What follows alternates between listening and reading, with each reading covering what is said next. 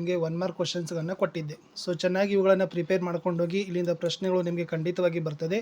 ಇದಕ್ಕೆ ಬೇಕಾಗಿರ್ತಕ್ಕಂಥ ಎಲ್ಲ ಸ್ಟಡಿ ಮಟೀರಿಯಲ್ಸ್ಗಳನ್ನು ನಾವು ಸ್ಕೋರಿಂಗ್ ಪ್ಯಾಕೇಜ್ಗಳಲ್ಲಿ ಹಾಕಿದ್ದೀವಿ. ಆಲ್ಮೋಸ್ಟ್ ಪಾಠದ ಪ್ರಶ್ನೋತ್ತರಗಳಲ್ಲಿನೂ ಕೂಡ ಇದ್ದಾವೆ. ಅವುಗಳಿಂದನೂ ಕೂಡ ತಾವೇನು ಮಾಡ್ಬೋದು, ಈಸಿಯಾಗಿ ನೋಡಿಕೊಂಡು ಹೋಗ್ಬೋದು. ಸೊ ದಯಮಾಡಿ ವಿಡಿಯೋನ ಲೈಕ್, ಶೇರ್ ಹಾಗೂ ಸಬ್ಸ್ಕ್ರೈಬ್ ಮಾಡೋದನ್ನು ಮಾತ್ರ ಮರೆಯದಿರಿ ಅಂತ ಹೇಳ್ತಾ, ಇಲ್ಲಿರ್ತಕ್ಕಂಥ ಪ್ರಶ್ನೆಗಳಿಗೆ ಆಲ್ಮೋಸ್ಟ್ ಆಲ್ ತಾವುಗಳು ಉತ್ತರಗಳನ್ನು ಕಂಡುಕೊಂಡಿದ್ದೀರಿ. ಏನಾದರೂ ಹೊಸ ಪ್ರಶ್ನೆಗಳು ಅನಿಸಿದರೆ ಅವುಗಳನ್ನು ಸ್ವಲ್ಪ ಟೆಕ್ಸ್ಟ್ ಬುಕ್ ತೆಗೆದು ನೋಡ್ಕೊಡ್ರಿ. ಯಾಕಂದರೆ ಸಂಪನ್ಮೂಲ ವ್ಯಕ್ತಿಗಳು ಸಿದ್ಧಪಡಿಸಿರ್ತಕ್ಕಂಥ ಇದೊಂದು ಕ್ವಶನ್ ಬ್ಯಾಂಕ್ ಇರೋದ್ರಿಂದ ಇಲ್ಲಿಂದ ಪ್ರಶ್ನೆಗಳು ನಿಮ್ಮ ಪರೀಕ್ಷಾ ಪ್ರಶ್ನೆ ಪತ್ರಿಕೆಗಳಲ್ಲಿ ಕಾಣಲೂಬಹುದು. ಇದು ರಾಸಾಯನಿಕ ಕ್ರಿಯೆಗಳು ಮತ್ತು ಸಮೀಕರಣಗಳು ಪಾಠದಲ್ಲಿ ಬಂದಿರತಕ್ಕಂಥ ಒಂದಂಕದ ಪ್ರಶ್ನೆಗಳನ್ನು ಕೊಟ್ಟಿದ್ದರು. ಸ್ವಲ್ಪ ಪಾಸ್ ಮಾಡಿ ನೋಡ್ಕೊಡ್ರಿ. ಇನ್ನು ಅದೇ ಥರ ಹೋಗೋಣ, ಆಮ್ಲಗಳು, ಪ್ರತ್ಯಾಮ್ಲಗಳು ಮತ್ತು ಲವಣಗಳು ಪಾಠದಲ್ಲಿ ಕೇಳಿರ್ತಕ್ಕಂಥ 1 ಮಾರ್ಕ್ ಕ್ವಶನ್ಸ್. ಇಲ್ಲಿ ತುರಿಕೆ ಗಿಡದ ಚುಚ್ಚುವ ಕೂದಲಿನಲ್ಲಿರುವ ಆಮ್ಲ.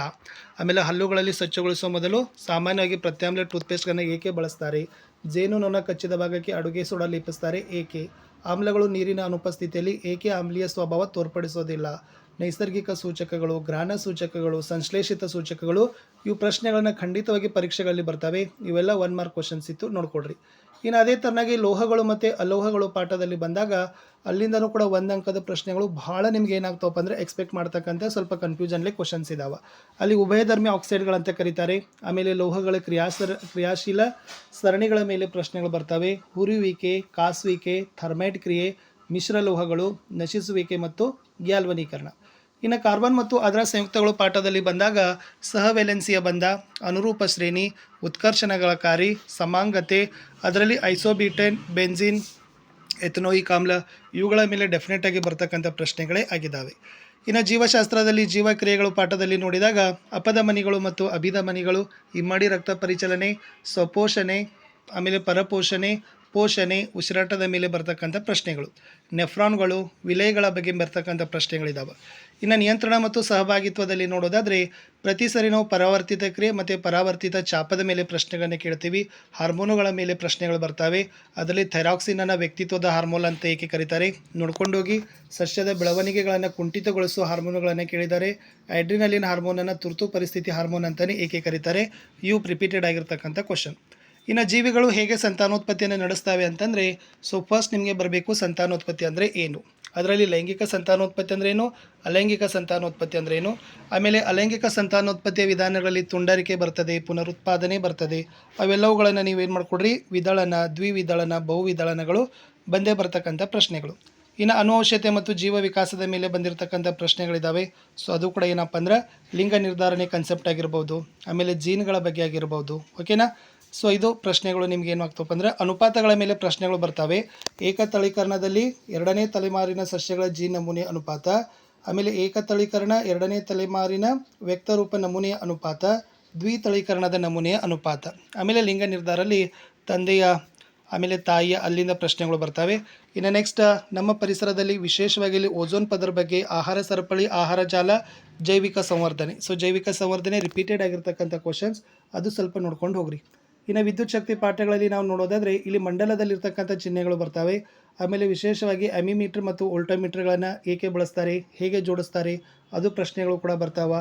ವಿದ್ಯುತ್ ಪ್ರವಾಹ, ವಿದ್ಯುತ್ ವಿಭವಾಂತರದ ಮೇಲೆ ಪ್ರಶ್ನೆಗಳು, ಓಮ್ನ ನಿಯಮವನ್ನು ಬೈಪೆಟ್ ಮಾಡ್ಕೊಂಡು ಹೋಗ್ರಿ, ಜೌಲನ ಉಷ್ಣೋತ್ಪಾದನಾ ನಿಯಮಗಳನ್ನು ಕಲ್ಕೊಂಡೋಗಿ. ಇವು ಬರ್ತಕ್ಕಂಥ ಪ್ರಶ್ನೆಗಳು ಯಾವತ್ತೂ ಕೂಡ ಇದ್ದಾವೆ. ಇನ್ನು ವಿದ್ಯುತ್ ಪ್ರವಾಹದ ಕಾಂತೀಯ ಪರಿಣಾಮಗಳಲ್ಲಿ ಸೊಲೆನೈಡ್ ಮತ್ತು ಕಾಂತೀಯ ಬಲರೇಖೆಗಳು, ವಿದ್ಯುತ್ ಫ್ಯೂಸ್, ಇವು ರಿಪೀಟೆಡ್ ಆಗಿರ್ತಕ್ಕಂಥ ಕ್ವಶನ್ಸ್. ಇವುಗಳ ಮೇಲೆ ಭಾಳಷ್ಟು ಪ್ರಶ್ನೆಗಳು ನಿಮಗೆ ಬರ್ತಾವೆ.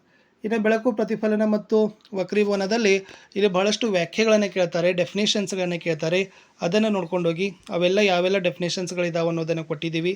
ಬೆಳಕಿನ ವಕ್ರೀಭವನ, ವಕ್ರೀಭವನದ ಸೂಚ್ಯಂಕ, ಟೆಂಡಾಲ್ ಪರಿಣಾಮ, ರೋಹಿತ, ಕಣ್ಣಿನ ಪೊರೆ, ಕಣ್ಣಿನ ಗರಿಷ್ಠ ದೂರಬಿಂದು, ಅವು ಇಂಪಾರ್ಟೆಂಟ್ ಇದ್ದಾವೆ.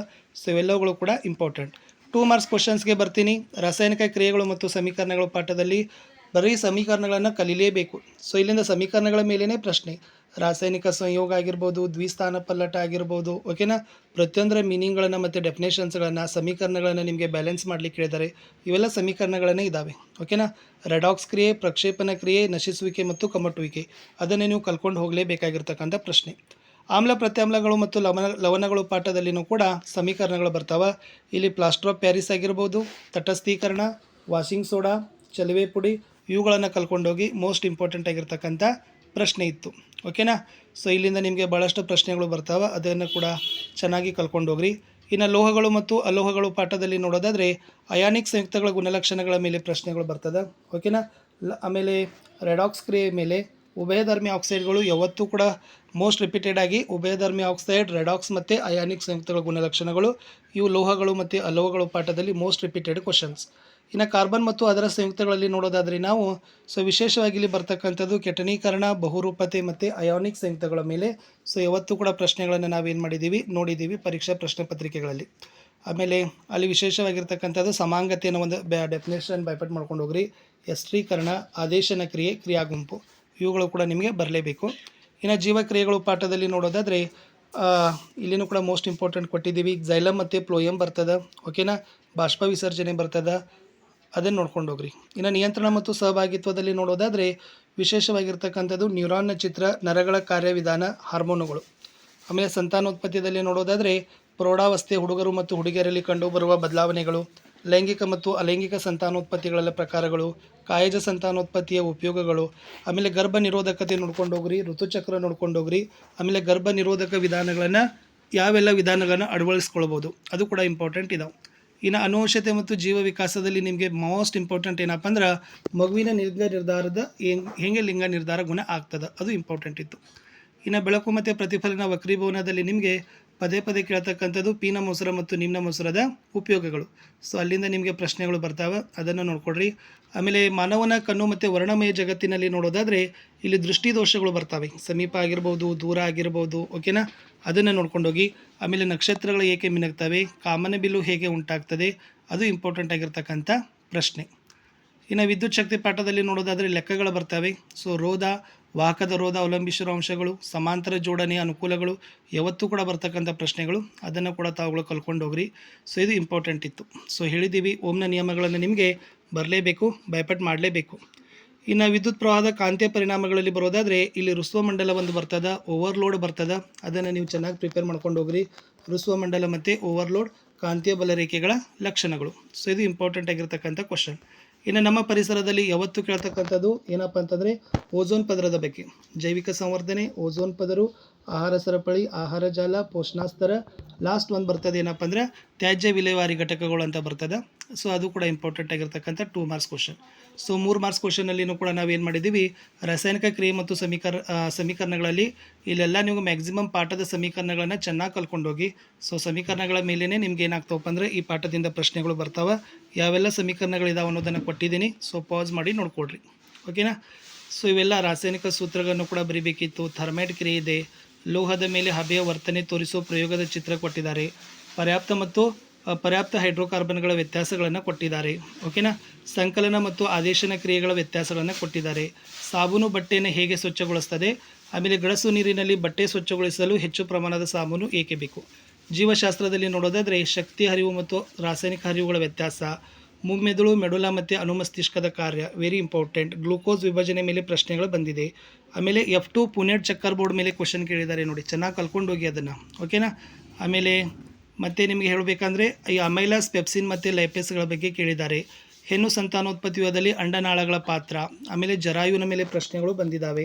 ಸಂಸರ್ಗ, ನರಕೋಶ, ಡೆಂಡ್ರೋಟಾಕ್ಸಿನ್ ಅದನ್ನು ನೋಡ್ಕೊಂಡು ಹೋಗಿ, ಯಾಕಂದರೆ ಈ ಸರಿ ಬರ್ತಕ್ಕಂಥ ಪ್ರಶ್ನೆಗಳು. ಇನ್ನು ಓಝೋನ್ ಪದರ ಇದೆ, ಅದರ ಓಝೋನ್ ವಿಫಲತೆಗೆ ಕಾರಣ, ಮುನ್ನೆಚ್ಚರಿಕಾ ಕ್ರಮ, ಹಾರ್ಮೋನುಗಳು, ಲಿಂಗ ನಿರ್ಧಾರಣೆ. ಓಕೆನಾ. ಆಮೇಲೆ ಮಾನವನ ಜೀರ್ಣಾಂಗ ಯುಗದಲ್ಲಿ ಸಣ್ಣ ಕರುಳು, ದೊಡ್ಡ ಕರುಳು, ಜಠರಗಳ ಬಗ್ಗೆ ನೋಡ್ಕೊಂಡೋಗಿ. ಅಲ್ಲಿಂದನೂ ಕೂಡ ನಿಮಗೆ ಪ್ರಶ್ನೆಗಳು ಏನು ಬರ್ತಾವಪ್ಪ ಅಂದ್ರೆ ಬರ್ತಾವೆ. ಇನ್ನು ಉಚ್ಛ್ವಾಸ ಕ್ರಿಯೆಯಲ್ಲಿ ಪಕ್ಕೆಲುಬು, ಒಫೆ ಮತ್ತು ಗಾಳಿಗೂಡುಗಳ ಬಗ್ಗೆ ಕೇಳಿದರು. ಇನ್ನು ವಾಯುವಿಕ ಮತ್ತು ಅವಾಯುವಿಕ ಉಸಿರಾಟದ ನಡುವಿನ ವ್ಯತ್ಯಾಸಗಳನ್ನು ಕೇಳಿದ್ದಾರೆ. ಓಕೆನಾ. ದ್ವಿತೀಯ ಸಂಶ್ಲೇಷಣೆಗೆ ಅಗತ್ಯವಾದ ಅಂಶ, ಘಟನೆ, ರಾಸಾಯನಿಕ ಸಮೀಕರಣ ಅದು ಕೇಳಿದರು. ಓಕೆನಾ. ಇನ್ನು ಭೌತಶಾಸ್ತ್ರದಲ್ಲಿ ನೋಡೋದಾದರೆ ಜೌಲನ ಉಷ್ಣೋತ್ಪಾದನಾ ನಿಯಮದ ಬಗ್ಗೆ ನೋಡ್ಕೊಂಡು ಹೋಗ್ರಿ, ಅದು ಭಾಳ ಇಂಪಾರ್ಟೆಂಟ್ ಅದ. ಆಮೇಲೆ ಲೆಕ್ಕ ಕೊಟ್ಟಿದ್ದರು. ತಂತು ದೀಪದ ಕಾರ್ಯ, ವಿದ್ಯುತ್ ಫ್ಯೂಸ್, ವಿದ್ಯುತ್ ರೋಧದ ಮೇಲೆ ಪ್ರಶ್ನೆಗಳನ್ನು ಕೇಳಿದ್ದಾರೆ. ಪೀನ ಮೊಸರು, ನಿಮ್ನ ಮೊಸರದ ರೇಖಾಚಿತ್ರಗಳ ಮೇಲೆ ಪ್ರಶ್ನೆಗಳು ನಿಮಗೆ ಬಂದಿದ್ದಾವೆ. ಸೋಲೆನೈಡ್ ಬಗ್ಗೆ ನೋಡ್ಕೊಂಡು ಹೋಗ್ರಿ. ಸೋಲೆನೈಡ್ನಲ್ಲಿ ಕಾಂತಕ್ಷೇತ್ರವನ್ನು ಹೇಗೆ ಹೆಚ್ಚಿಸ್ತಾರೆ ಅದು ಇಂಪಾರ್ಟೆಂಟ್. ಈ ಪ್ರಯೋಗವನ್ನು ಕಲ್ಕೊಂಡು ಹೋಗ್ರಿ. ಯಾವುದಪ್ಪ ಅಂದರೆ ವಿದ್ಯುತ್ ಕಾಂತೀಯ ಪ್ರೇರಣೆಗೆ ಸಂಬಂಧಿಸಿದಂತೆ ಫ್ಯಾರಡೆಯ ಪ್ರಯೋಗ ಅಂತ ಒಂದು ಬರ್ತದೆ. ಆಮೇಲೆ ಇನ್ನೊಂದು ಅದೇ ಏನಪ್ಪ ಅಂತಂದ್ರೆ ಕಾಂತಕ್ಷೇತ್ರದಲ್ಲಿ ವಿದ್ಯುತ್ ಪ್ರವಹಿಸುವ ವಾಹಕವನ್ನು ಇರಿಸಿದಾಗ ವಾಹಕ ಯಾಂತ್ರಿಕ ಬಲವನ್ನು ಅನುಭವಿಸ್ತದೆ ಅಂತಕ್ಕಂಥ ಪ್ರಯೋಗ. ಇವೆರಡು ಪ್ರಯೋಗಗಳನ್ನು ನೀವು ಕಲೀಲೇಬೇಕು. ಇನ್ನು 4 ಮಾರ್ಕ್ಸ್ ಕ್ವಶನಲ್ಲಿಯೂ ಕೂಡ ನಿಮಗೆ ರಾಸಾಯನಿಕ ಸಮೀಕರಣಗಳನ್ನು ಕೇಳಿದ್ದಾರೆ. ಚೆನ್ನಾಗಿ ಎಲ್ಲ ಪಾಠದ ರಾಸಾಯನಿಕ ಸಮೀಕರಣಗಳನ್ನು ನೀಟಾಗಿ ಬರೀರಿ. ಖಂಡಿತವಾಗಿ ಅಲ್ಲಿಂದ ನೀವು ಅಂಕಗಳನ್ನು ವಿದ್ಯಾರ್ಥಿಗಳೇ ಪಡಿತೀರಿ. ಸೊ ಆಮ್ಲ ಮತ್ತು ಪ್ರತ್ಯಾಮ್ಲಗಳ ಪಾಠದಲ್ಲಿ ಕ್ಲೋರ ಅಲ್ಕಲಿ ಪ್ರಕ್ರಿಯೆ ಬಗ್ಗೆ ನೋಡ್ಕೊಂಡು ಹೋಗಿ. ಸೊ ಅದು ಇಂಪಾರ್ಟೆಂಟ್ ಆಗಿರ್ತಕ್ಕಂಥದ್ದಿದೆ. ಆಮೇಲೆ ಹೇಳಿದ್ದೀವಿ ಬೇಕಿಂಗ್ ಸೋಡಾ ಇದೆ, ಓಕೆನಾ, ಅದು ಇಂಪಾರ್ಟೆಂಟ್ ಆಗಿರ್ತಕ್ಕಂಥ ಪ್ರಶ್ನೆ. ಇನ್ನು ಲೋಹಗಳು ಮತ್ತು ಅಲೋಹಗಳಲ್ಲಿ ಅಯಾನಿಕ್ ಸಂಯುಕ್ತಗಳ ಬಗ್ಗೆ ಯಾವತ್ತೂ ಕೂಡ ಬರ್ತಕ್ಕಂಥ ಪ್ರಶ್ನೆ ಅಂತ ಹೇಳಿದ್ದೆ. ಸೊ ಅದು ಕೂಡ ಸ್ವಲ್ಪ ನೋಡ್ಕೊಂಡು ಹೋಗ್ರಿ. ಸ್ವಲ್ಪ ಅಪ್ಲೈಡ್ ಕ್ವಶನ್ಸ್ ಬರ್ತಾವೆ, ಡೈರೆಕ್ಟ್ ಕ್ವಶನ್ಸ್ ಬರೋದಿಲ್ಲ, ಓಕೆನಾ. ಅದನ್ನು ಗಾಬರಿ ಆಗಬಾರ್ದು.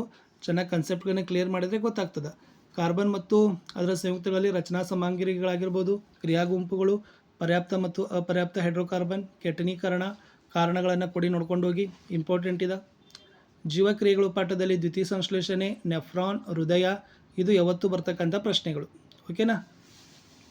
ದ್ವಿತೀಯ ಸಂಶ್ಲೇಷಣೆಯನ್ನು ಕೂಡ ಯಾವತ್ತೂ ಕೇಳ್ತಾರೆ. ನಿಯಂತ್ರಣ ಮತ್ತು ಸಹಭಾಗಿತ್ವದಲ್ಲಿ ಮೆದುಳದ ಗ್ರಾಹಕಗಳು ಎಲ್ಲಿ ಕಂಡು ಬರ್ತವೆ ಅದನ್ನು ಕೇಳಿದ್ದಾರೆ. ಸಸ್ಯ ಹಾರ್ಮೋನುಗಳು, ಓಕೆನಾ. ಆಮೇಲೆ ಪ್ರಾಣಿ ಹಾರ್ಮೋನುಗಳನ್ನು ನೋಡ್ಕೊಂಡು ಹೋಗಿ, ಅದು ಇಂಪಾರ್ಟೆಂಟ್ ಅದ. ಜೀವಿಗಳು ಹೇಗೆ ಸಂತಾನೋತ್ಪತ್ತಿ ನಡೆಸ್ತವೆ ಅಲ್ಲಿಂದ ಪ್ರಶ್ನೆಗಳನ್ನು ನೋಡಿ. ಸೊ ಭಾಳ ಇಂಪಾರ್ಟೆಂಟ್ ಆಗಿರ್ತಕ್ಕಂಥ ಪ್ರಶ್ನೆಗಳನ್ನೇ ನಾನು ಕೊಟ್ಟಿದ್ದೀನಿ.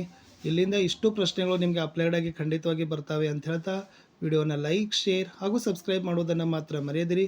ಹೆಚ್ಚಿನ ವಿಡಿಯೋಗಳು ನಮ್ಮ ಯೂಟ್ಯೂಬ್ ಚಾನಲಲ್ಲಿ ಸಿಗ್ತಾವೆ. ಸೊ ತಾವುಗಳನ್ನು ನೋಡಿ ಅವುಗಳ ಬೆನಿಫಿಟ್ಗಳನ್ನು ತೊಗೋಬೇಕು ಅಂತ ಹೇಳ್ತಾ, ಸೊ ಇಷ್ಟು ಕ್ವಶನ್ಸ್ಗಳನ್ನು ಪ್ರಿಪೇರ್ ಮಾಡ್ಕೊಂಡೋಗಿ. ಇಷ್ಟು ಬಿಟ್ಟರೆ ನಿಮಗೆ ಬೇರೆ ಯಾವುದೇ ಪ್ರಶ್ನೆಗಳು ಬರೋದೇ ಇಲ್ಲ. ಇನ್ನು ಜಸ್ಟ್ ನೀವೇನು ಮಾಡಬೇಕು, ಸ್ವಲ್ಪ ಚೆನ್ನಾಗಿ ಕೂತು ಅವುಗಳನ್ನು ಓದಬೇಕು. ಮತ್ತು ಓದಿದ್ದನ್ನು ಯಾವುದೇ ಕಾರಣಕ್ಕೂ ಗೊಂದಲವನ್ನು ಈಡು ಮಾಡದೆ ಚೆನ್ನಾಗಿ ಓದ್ಕೊಡ್ರಿ. ಸೊ ಖಂಡಿತವಾಗಿ ಒಳ್ಳೆಯ ಅಂಕಗಳು ನಿಮಗಾಗಿ ವೇಟಿಂಗ್ ಇದ್ದಾವೆ ಅಂತ ಹೇಳ್ತಾ ವಿಡಿಯೋ